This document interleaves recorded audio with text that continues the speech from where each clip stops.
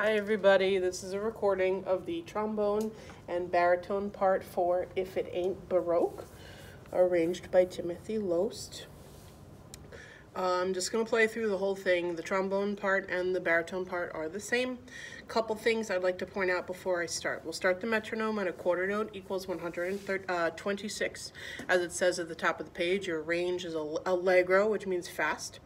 This is a medley of 4 different Baroque pieces. We have Handel's Messiah, which is from the Hallelujah Chorus, Vivaldi's Four Seasons Spring, Jeremiah Clarke's Prince of Denmark's March, and then a measure 34 is Bach's Musette. At measure 42, we have another part of Handel's Messiah. Pay attention to your dynamics. In the beginning, we're a strong forte. That's what that script F means. And at measure 7, we drop back a little bit to mezzo forte. And at 13, even softer at piano. If I were you, I would highlight or circle wherever your dynamics change, wherever your volumes change. Find measure 34. Underneath your notes are dots. The dots mean staccato. Staccato means the notes are separate. They're a little bit bouncy. If you find measure 36, if you see that little rainbow line, that's called a slur because it connects 2 notes that are different letters. If you are playing baritone, then you are tonguing the D and not tonguing the E flat. You're just changing your fingers. And if you're playing trombone, then you are tonguing both notes, but they have to be smooth and connected. So instead of saying tutu as you're tonguing, you want to say to-do instead. So not tutu, but to-do. Same thing happens in measure 40. Find measure 45. You see the 2 parallel lines there? That's called a caesura. A caesura is a stoppage point. The conductor will stop you. There is a gaping hole of silence where no one plays, and then the conductor will bring you in on the very next note on the B flat. Molto rit stands for molto ritardando. You are slowing down. You will watch the conductor for this. If I were you, I would memorize the last couple measures. And the very last note, the fermata, means that you are going to hold that note as long as the conductor wants. If you run out of air and the conductor is still holding the note, you can stagger breathe, which means you could take baby breaths through your mouth and then sneakily come back in on the note, start a little softer than everyone, and then match up everyone's volume. You're allowed to do that as long as you're breathing at a different time than the people that are sitting next to you. I will not be playing the musical jump start. That's a warm-up that maybe your conductor will use during your rehearsal. But let's start the beginning. We'll start the metronome. You can just listen, you can airplay, you can try playing along.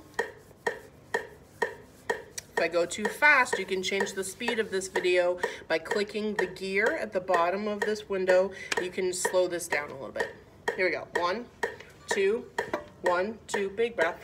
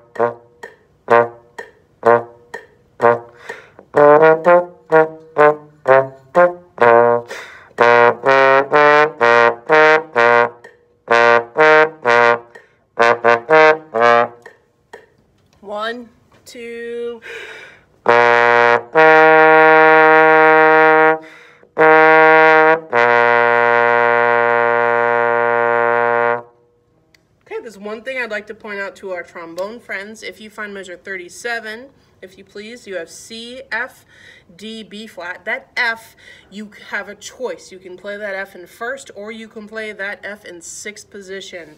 The first time at measure 37, I chose to play that F in sixth because I was already there for the C.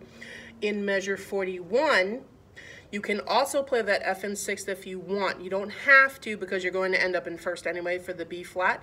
I chose to play that F in first, but again, your choice. You could play that in first or sixth. But maybe if you choose to play it in sixth, explain to the kids around you because they may say, hey, you're in the wrong side position, and then just tell them, no, I'm just playing a different spot than you.